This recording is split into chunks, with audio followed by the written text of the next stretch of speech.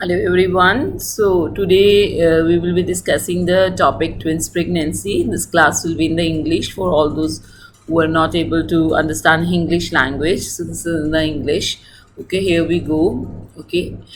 First of all, there are two types of twins, dizygotic and monozygotic. So, what is dizygotic?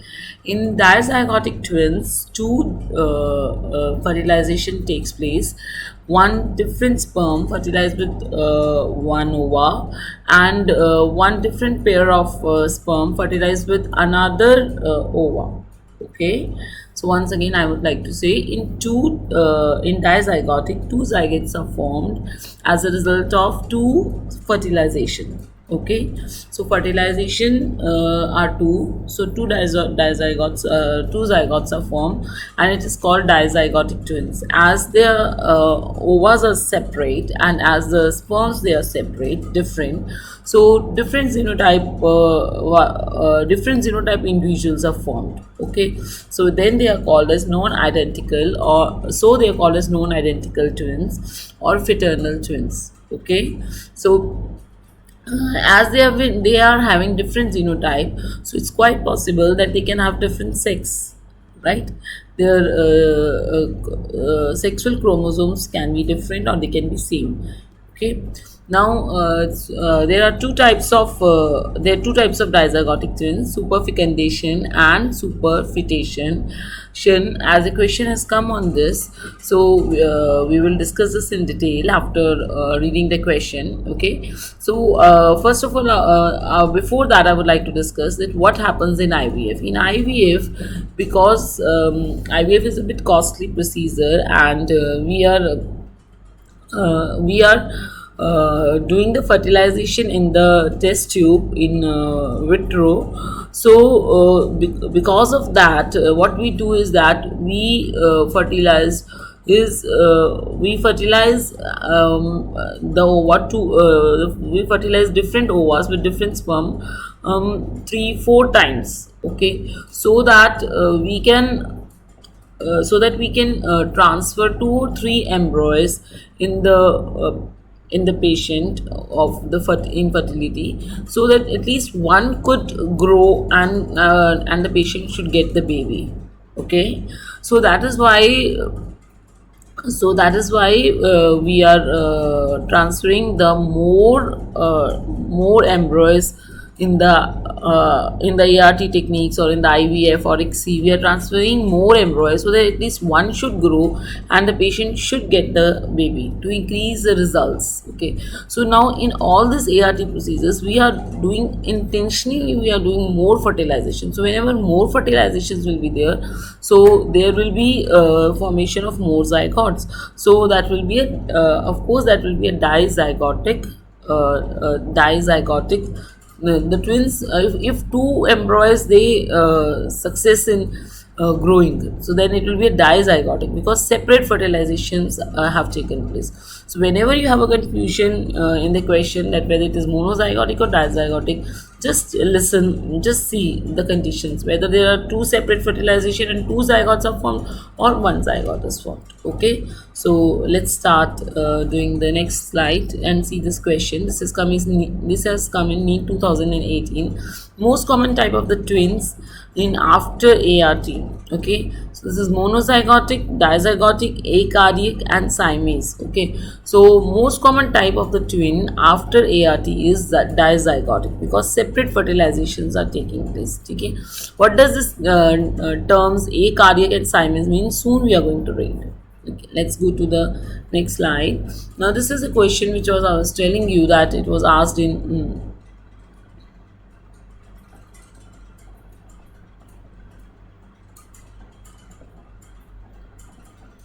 yes, it was asked in NEET PG 2021 about superfecundation and superfetation. A woman gives birth to twins. The husband doubts he is the father and gets paternity test done. The test shows that he is the father of one but not the other. It is whether it is superfetation, or the infant is atavistic, or it is superfecundation, or suspicious child or suspicious infant. Okay, so let me tell you here what has happened is that, and these superfecundation and superfetation, they are two different type of dizygotic twins. Let's see what are they. Now superfecundation, it is seen mostly in human. Okay, what does the word fecundation means? Okay, we usually use this word for the land. If in the land we get high productivity of the crops, crops productivity, then we say this is a super fecundable land. In the same way, if during one's menstrual cycle the female gives more birth, okay, twins or more births, then we say that is the case of superfecundation. Okay, now the superfecundation and superfetation, these two terms, they are restricted to the dizygotic twins only. Okay, now there are formation of two zygote in one menstrual cycle. Okay, in one cycle only, if there are formation of two zygote, then we say it is a superfecundation, that the woman's fertility is high. Logic, you can say, to understand this logic, you can say why it happens in humans and why superfetation is not happening in human. The logic is that here in humans, we females have menstrual cycles. So after conceiving in one cycle, the estrogen and progesterone raise, and LH and FSH it falls. Thus ovulation is stopped till delivery. Right, we all know that ovulation is regained in postpartum phase, but it is stopped during the delivery because increase in estrogen and progesterone falls the LH and FSH. So if no FSH will be there, no follicle will be stimulated. So in the next cycle, that woman, if that conceived woman cannot get more fertilization, as there is no ova in the next cycle, right? So that this is superfecundation. So you should know that in humans only superfecundation can occur. Okay, so let's see what is superfetation. It usually occurs in the animals. Okay, superfecundation, it usually occurs in the animal, and in superfetation one fetus has come, and in the next cycle, okay, already the one fetus has formed, and it is in the one cycle only one fetus are formed, and in the next menstrual cycle or in the next cycle, the another fetus gets formed. So already that fetus is of some weeks, you can say, and when the next cycle came, then the new fetus was formed. Okay, so in animals, you know that there is a heat period, right? In animals there is a heat period, yet so ovulation not stops with conceiving. Okay, so ovulation keeps on going while the woman is pregnant, and while the female of that animal is pregnant, still the ovulation keeps on going. So if the that female had intercourse during its pregnancy, then that woman can conceive. Okay, so now that is the case of, so in the next cycle too, if animal conceive, it is called superfetation. Okay, superfetation means in different menstrual cycles conceiving, living, and superfecundation means that in the same cycle, in the same menstrual cycle, the conceiving is there. So in superfecundation, all the fetuses will be of the same age, and in the superfetation, the resultant fetuses at the time of the delivery will be of different age. Okay, I hope now you understand. So let's see the question. So here, as it's a case of the human, so it is definitely a case of superfecundation. Okay, so this is the answer. Okay, now let us discuss the monozygotic twins. So what are monozygotic twins? Monozygotic twins, they are formed first of all, there only one fertilization is taking place. Okay, we discussed in the dizygote two fertilization were taking place. In monozygotic twins, only one fertilization takes place. Okay, so this one fertilization which is taken place, it results in the formation of one zygote. So only one zygote gets formed. Now this zygote, it grows, and suddenly this zygote divides into two embryos. Okay, this zygote, it grows, and this zygote then divides into two embryos. Okay, so depending that when this embryo is dividing, the monozygotic twins, they are of different type. Now see, because this zygote is dividing into one single zygote is dividing into two embryos, so the resultant embryos will have the same genotype, right? Only one fertilization is taking place, and this one zygote is dividing into two embryos. So you can say that you can understand that the both the embryos, they will be having the same genotype, so they will be of the same sex, same blood group, hope everything will be same. So these are known as identical twins or maternal twins. Okay, so now when this embryo, this zygote, it divides into two, depending on that, there are two different type of there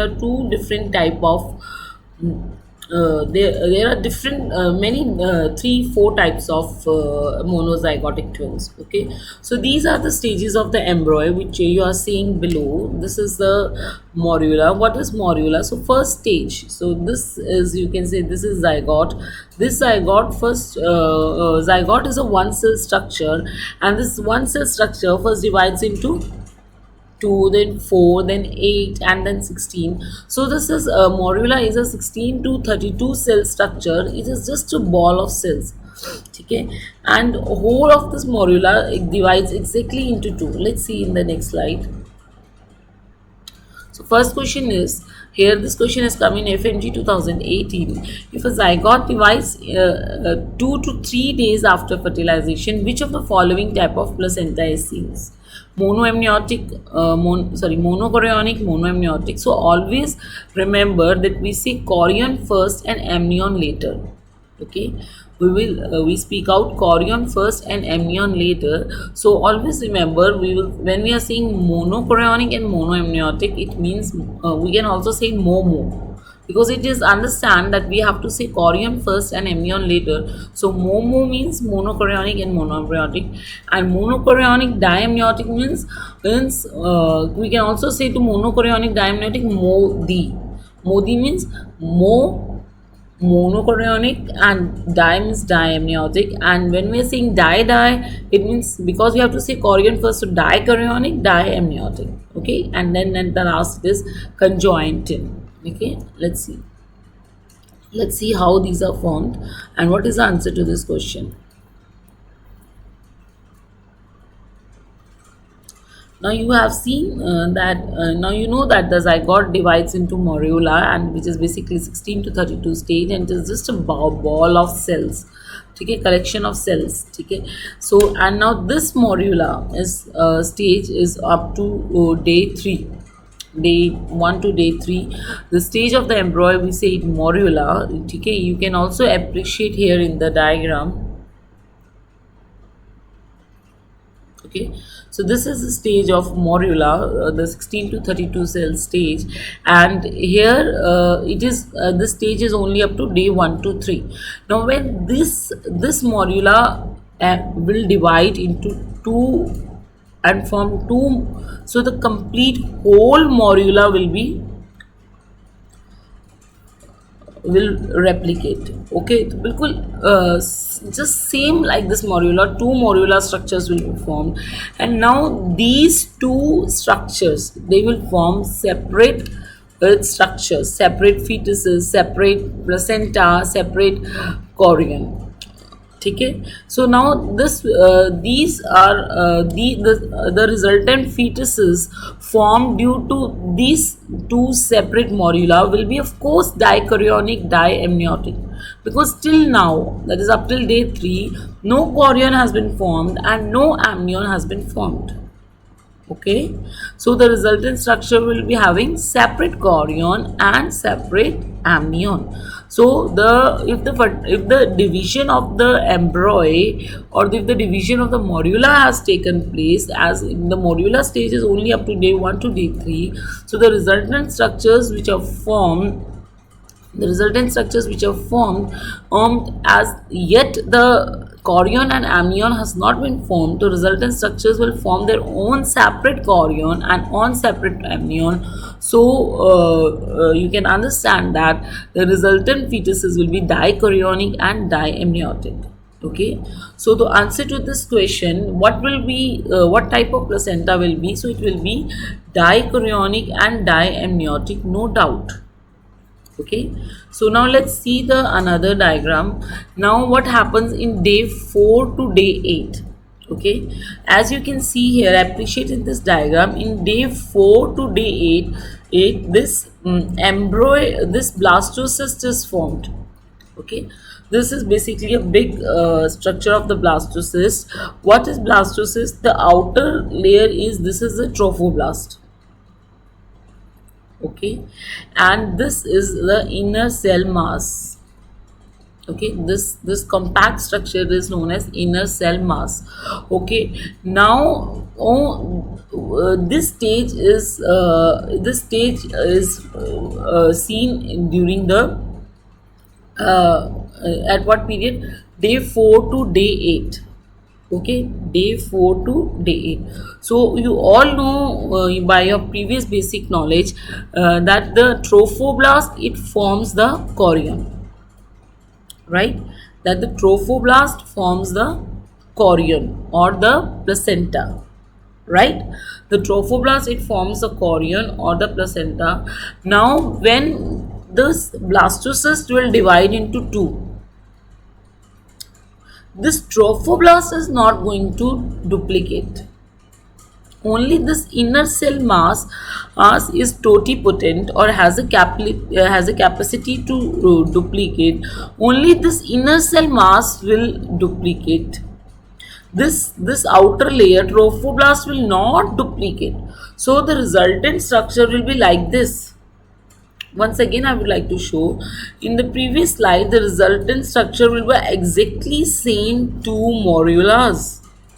But here in the day 4 to day 8, this trophoblast has not duplicate and the resultant structures were the two inner cell mass.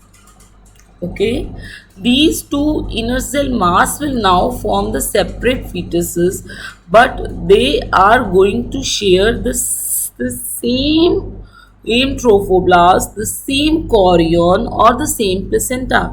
So that is why this structure will be monochorionic. That is, the both fetus, they are going to share the same placenta and they will be known as monochorionic. Okay, I hope you understand. So if the question says that division is taking place between day 4 to day 8, so you will understand by the day 4 to day 8, the blastocyst has been formed, and in the blastocyst there is trophoblast is the outer layer and inner cell mass is the structure, the left structure. And now because this trophoblast does not duplicate and only the inner cell mass duplicate, so the two inner cell mass with one trophoblast will be formed. So now these two inner cell mass will form different fetuses, but this the trophoblast layer is not going to duplicate. So only they will be sharing one placenta, one chorion. Okay, so the resultant structure will be monochorionic and diamniotic. Okay, so but you appreciate here no amniotic sac is formed. So these both fetuses, they will have different amniotic sac. Are you able to see that these both the fetuses, they have different amniotic sac? Okay, now let's see what happens after the formation of the blastocyst at day 8 to day 13. Okay, now what is happening at day 8 to day 13?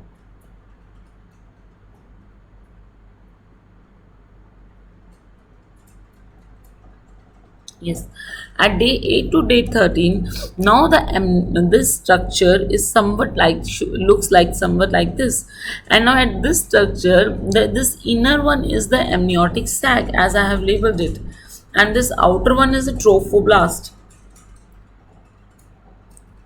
Okay, to avoid the mess, I have just written T, and this inner one is amniotic sac, and now this both structures have been formed, and this compact structure is embryonic disc.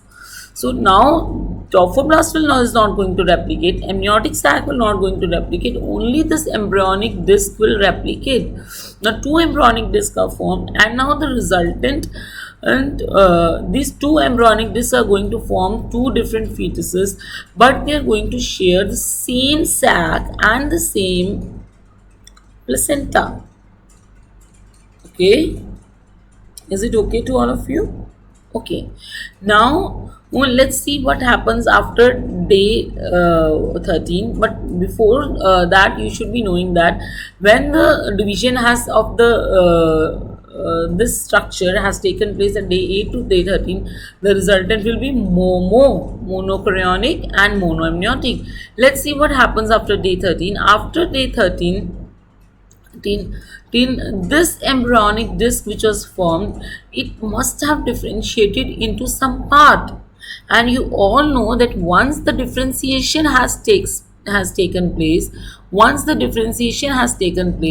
then that structure loses its capacity to duplicate, to its totipotency. Okay, now then the resultant will be that whatever part is being formed by the embryonic disc, the fusion of embryonic disc has taken, so some part of the body will be formed. So whatever part is formed by the body, that will not now duplicate. For example, I have taken for example, in this slide shown, thorax was made. Okay, so the thorax, it didn't duplicate. Rest all parts which were not formed, they will duplicate, and this results in the formation of the conjoined twins or the Siamese twins. Okay, because it was found in Siamese, which is a area in Thailand. Okay, so you can appreciate that, no doubt that these both fetuses will be monochorionic and monoamniotic, but they will be also sharing some body part, because that body part has developed after the day 13. And most common type of Siamese or conjoined twins which we see is the ESTL, is the thoracophagus. Okay, so I hope you understand this basic basic things. Now you can see here, this was a question which was asked in FMG December 20. Which type of twin is this? So both diagrams can be there in the image. So here in this pic, you can see that there are two different placentas, and there are two different both the fetuses are in two different sac. So it is dichorionic and diamniotic. So in this image, you can see that placenta has been fused. Okay, so how to differentiate this diamniotic fetuses, whether they are monochorionic or whether they are diamniotic, in the case when both the placentas, they have fused? As you know that in the uterus there is very less space, so it's quite high probability that the placentas have fused.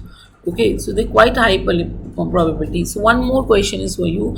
During twin gestation, if the division takes place on the 7th day, the result would be, so we just here I would like to mention you, if you are the one who don't remember the datas, so here is a table of 4.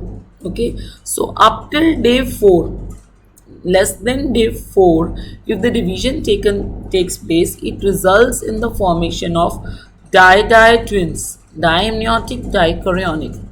Okay, and up till day from 4 to 8, if the division takes place, it results in the formation of monochorionic, diamniotic twins. Okay, now, and if the division takes place from 8 to 12 days, it results in the formation of Momo twins. And if more than 12 days, or you can say more than 13 days, it results in the formation of conjoined twins. or Siamese twin. Okay, so here it was of the seventh day, that is here. So the resultant is the twins, monochorionic diamniotic twins. Okay, so next question is best way to determine the chorionicity. Now we have the basic knowledge that if the division is taking place on which day, as that will decide the chorionicity, but we don't know what is happening in the mother womb, whether the division is taking place on which day. Okay, so now we have to see it, because you must all be knowing by your basic knowledge that monochorionic twins, they have a lot of complications because they are sharing the same placenta. Okay, so now let's see how to determine the chorionicity on ultrasound. So first answer to this question, when one can determine the chorionicity. So the answer to this question is, of course, first trimester, because at that time fetuses are very small and we can appreciate the placenta nicely. So it's a basic step that we have to differentiate whether the placenta is monochorionic or dichorionic, because all the fetal prognosis then depends on these two things. Okay, so let's see how to identify the type of the twins on ultrasound, whether monochorionic or dichorionic, because you know that Momo twins, they have one sac, so they can be appreciated that if the two fetuses are in the one sac, that they are Momo twins. But Modi and Di, they both are having two sacs. So how to appreciate them? Okay, especially when the placenta is fused. Okay, so here in this case the placenta was not fused. In case the placenta is not fused, we can appreciate that you can see here there are two different placenta, and here on the scan also I am drawing it. So this is the placenta, these are two different sacs, so they are of course diamniotic, and this is the placenta of the one and this is the placenta of the another twin. So we have easily differentiated that this is a case of di twins. Now what if this placenta has fused somewhat condition like this? How will we appreciate? Then we have to see for these two things. This one thing is twin peak sign or lambda sign, they are one and the same thing, and another is a thick intertwined membrane. Okay, so let's see what is twin peak sign and what is the twin peak sign and the lambda sign. Now you know that in this case of the dichorionic placenta, there are two placentas, so and they have fused. Okay, now you see here I am drawing with this black color. Now this is a case of monochorionic and monoamniotic, so you can appreciate here that there is no sac in between. So these are two fetuses. Umbilical, they are attached to the umbilical cord, and here there are two fetuses. Okay, so now here there are two fetuses. Okay, now in this is the case of Momo twins, monochorionic, monoamniotic. There are no sac is they are not in the same sac. Okay, let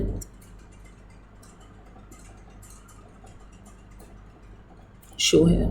Now you can see here that this is the ultrasound of this. Here there are two fetuses in different sacs. Here they are in this also in the different sac, but here they are, the two fetuses are in the one sac. So we appreciate that this is a case of Momo twins, monochorionic, monoamniotic. Okay, because there is no dichorionic monoamniotic. Okay, if the two fetuses are in the same one sac, then it is Momo twins, monochorionic, monoamniotic, or aortic, and that is they have the same placenta. Now this is the placenta. One placenta, one sac. It is a case of monochorionic, monoamniotic. Now what if we have two different sacs we are seeing, and now we have to see whether it is monochorionic or dichorionic. Okay, because monochorionic is involved with so many problems, right? Now let's see in this term. Now these are the umbilical cords, and now this is the structure. Now let me tell you, now this is a Momo twins, so we are not going to focus here. Okay, we will be focusing how to differentiate these two on ultrasound. Okay, this is di and this is modi. Okay, so now see, just see here. I am making the outlining the chorion. See what happens to chorion is that chorion.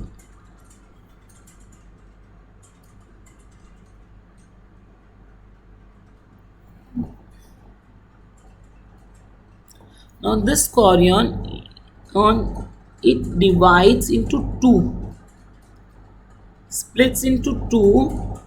Normally, in every case, the chorion splits into two, where placenta is formed, and then this is the placenta. Okay, I'm labeling it with P. Now this chorion it divides into two, where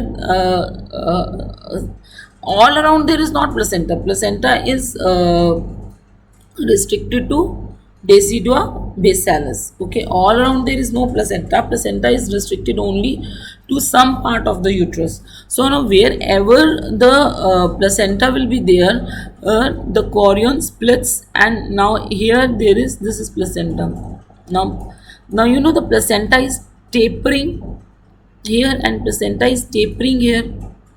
Okay, and this inner structure is the amnion.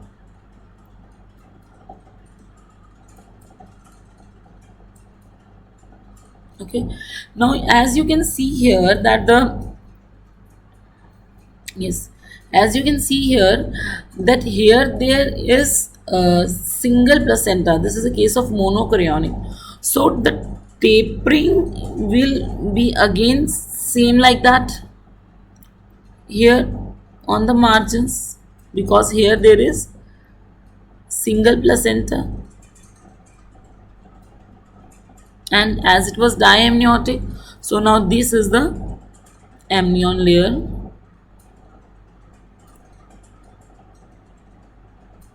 right? So amnion is the inner layer and chorion is the outer layer. Chorion splits at some area of the uterus where there is placenta and there. Okay. Now in this case, in the case of dichorionic and diamniotic, there are two placentas. Here there are two placentas. So this tapering which you have seen here, there it will be in more than two places. Okay, so let's see. Now these placentas, they have fused, right? They have fused. Ideally they were two. So here this chorion splits. Now when this chorion encircles the amnion and goes, so here there will be again tapering, and here it will be appreciate this tapering will appreciate like this. Okay, because basically they are two placentas, and yes, now I'm drawing this another placenta with black color. Okay, like this.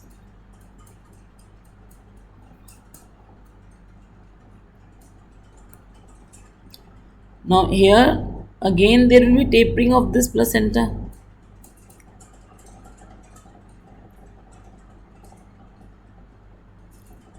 right?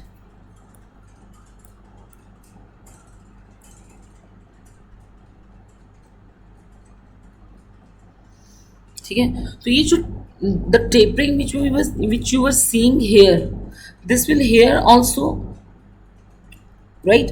The when right, it will be seen here also, and this tapering which will be, because actually there were two placenta and the placenta tappers at the end, so the chorion tappers at the end, right?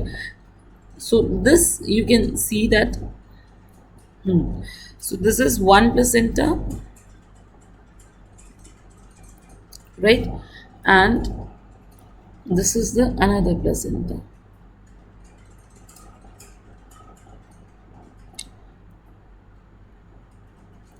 So here where the amnion runs, and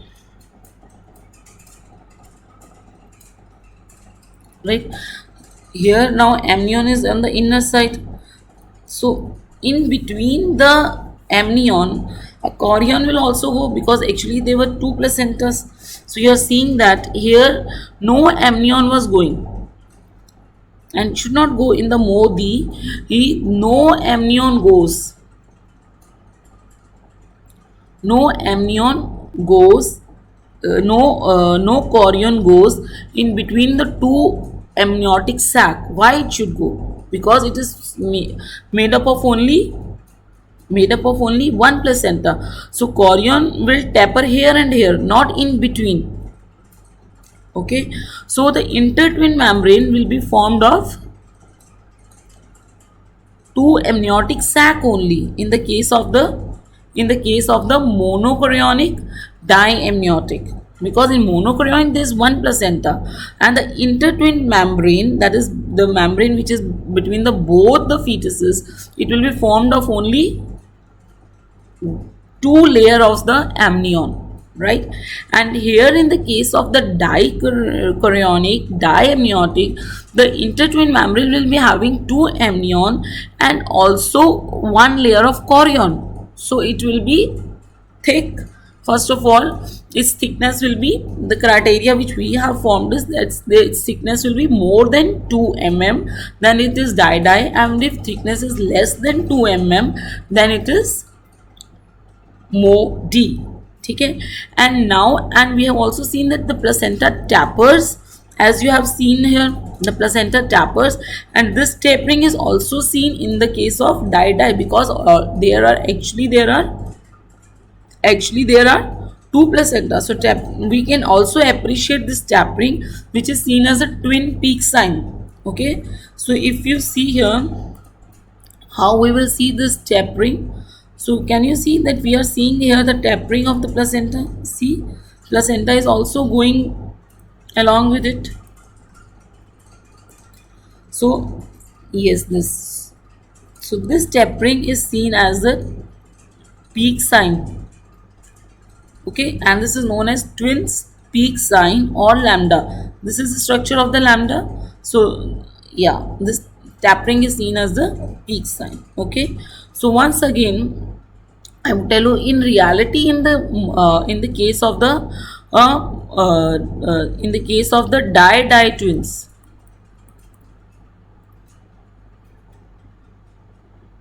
in the case of di twins, that is dichorionic diamniotic, there are two placentas.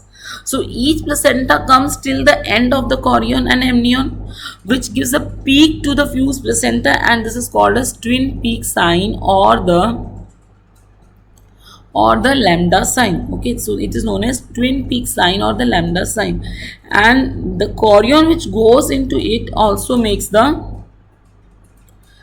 yes, and in the monochorionic diamniotic no placenta goes, and there the sign which we see is T sign, because no placenta is going and as the chorion is tapering. So now you can see here, in this case you can see here that this twin peak sign we can see, and this is formed of two sacs, and in between this light color chorion you can also see. So if we are seeing two amniotic membranes and we are seeing in one chorion in the intertwin membrane, that is, we are seeing thicker intertwin membrane, then it is a case of di. Yes, this is a case of di twins.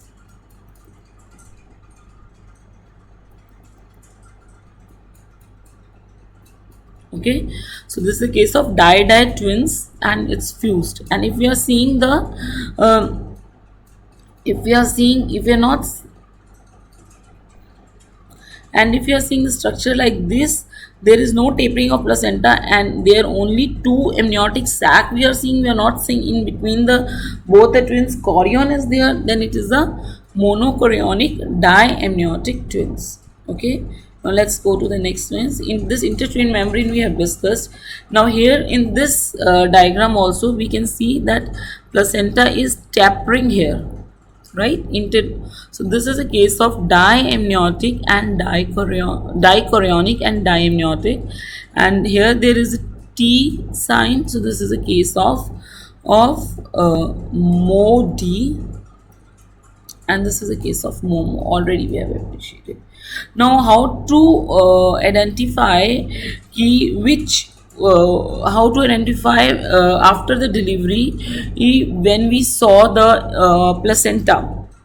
ठीक है, how to identify the type of the chorionicity or type of fetus twin, which type of twin it was on by seeing the placenta. Okay, this was the question which was asked in the AIMS May 2018, that this was the placenta which came out after the delivery of the twins, and now you have to appreciate whether it was mono or di or whatever. Okay, so now let's see. So here again our same knowledge will come here. See, now these are the umbilical cords. Let me rub so that you can appreciate.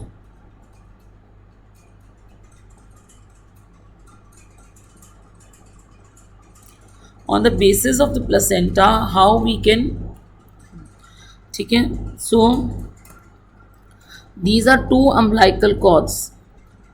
Okay, so one concept you make, you can also understand this concept, that intertwin membrane is between two umbilical cords.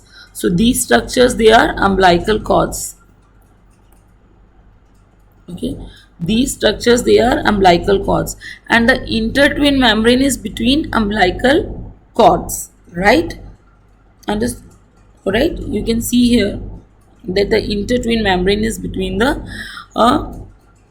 umbilical cords. So if between the placenta which I have shown to you, there is no layers or nothing is there, it means that there was one sac in between the two umbilical cords of the placenta. If there is no layers, ठीक है, no amnion layer, no chorion layer, then it means it is a Momo placenta. How come it is Momo? Let me show you. Now this was the placenta.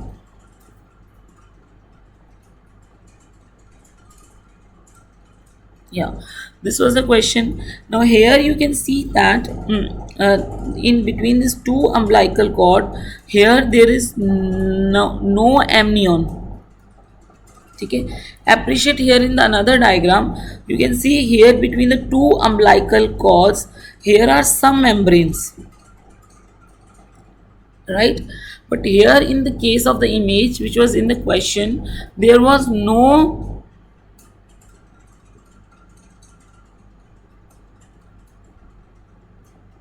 Yes,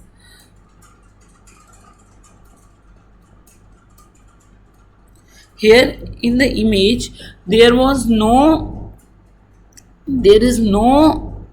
membrane you can see in between the two cords, right? So from our previous knowledge we know that if between the two cords there is nothing, it means that it is a case of Momo. Okay, and if between the two cords there is only two membranes, the intertwin membrane has only two membrane, one amniotic sac and another amniotic sac, it means it is a case of, if there are only two membranes, a thin membrane, it means it is a case of MOD. See, here there are thin membrane.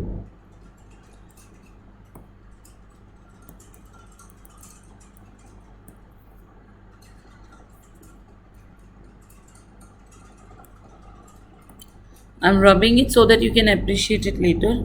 Okay, zoom it and see, there is a thin membrane, and here in the case of di, because we have seen from our this diagram that here chorion also goes inside the amnion.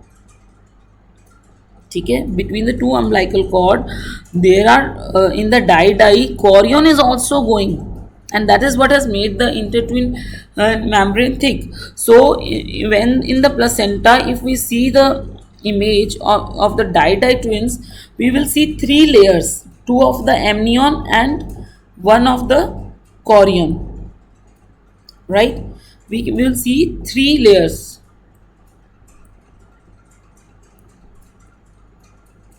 Okay, so you cannot count, but you can see that here it is very thick.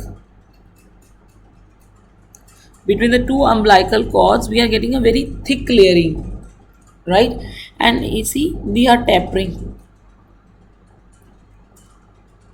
So this is a case of dichorionic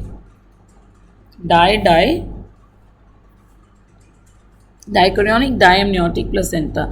If between the two placenta you see a thick layer, then it is a case of di, and the placentas, they are tapering also. See, they are tapering.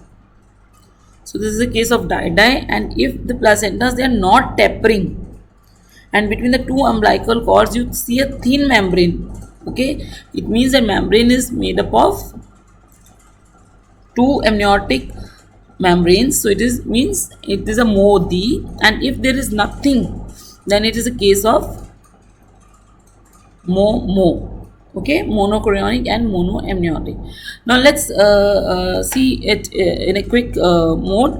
What are the maternal complications? As you know that their two fetuses are being reared here. So let's see what are the maternal complications and what are the fetal complications. Though two fetuses are being made, so anemia will be there because there will be large hemodilution.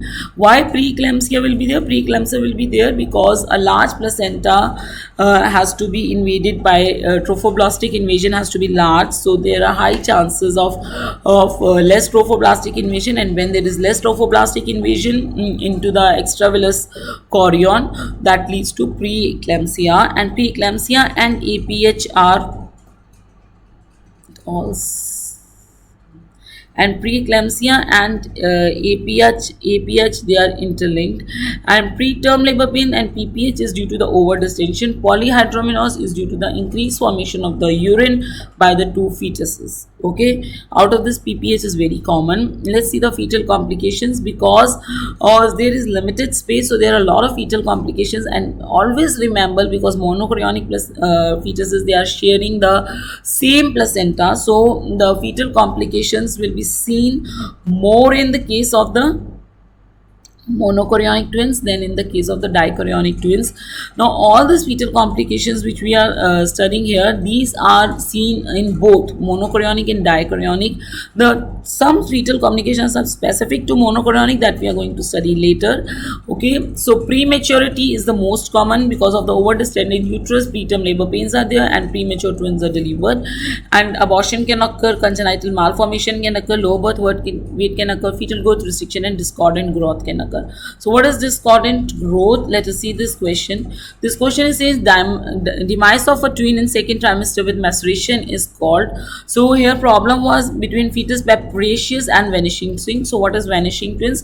Vanishing twins, when we deliver the fetus, if we don't see any part of the fetus, it is known as vanishing twin, that the twin has vanished. For the delivery we have no sign of the fetus. And what is fetus preparacious? Paper preparacious means we see a macerated fetus when we deliver those fetuses, then it is known as fetus preparacious. Now in the question which was there, here we have seen a maceration, so the answer to this is preparacious, not vanishing twin. And let us see what is discordant twins. The one twin has taken the more growth and the another twin has taken the less growth, then it is known as discordant twins. If discordancy is more than 20%, so how we have to calculate a discordancy? We have to from the larger fetus we have to minus the smaller fetus weight, and then we have to divide it by larger. The time I have given my PG in there was a question whether in the denominator we are taking larger or smaller, so the answer is larger. Okay, so if it is more than 20%, then we will say discordant twin. What is here in the INICT July 21, What is specific to monochorionic twins? So answer is triple TS. Let's see what are those complications.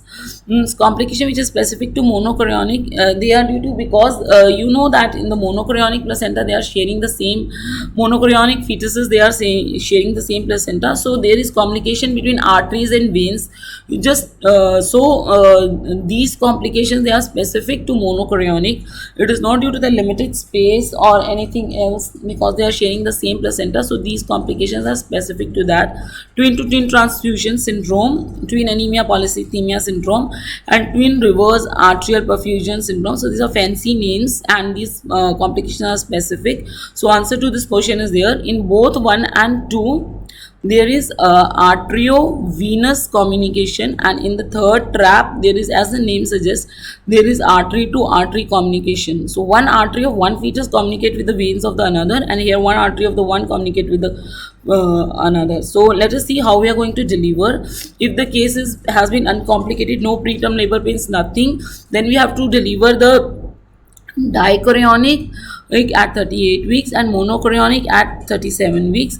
So now what will be the mode of the delivery? It will depend on the fetus. What is the lie and presentation of the first fetus? First fetus is that fetus which is going first into the vaginal canal. Okay, which is going first is labeled as first. So this was question asked in FMG December 2019, that this is a dichorionic diamniotic and first baby is breech and second baby is cephalic. What is the management? So the management here is cesarean. Okay, let's see. What is the lie of it is so the cesarean indications are if there is monoconic placenta, and first is non-vertex, and the third is the obstetric indications. Okay, that's all about the twins. Thank you. I hope you understand. Have a nice day.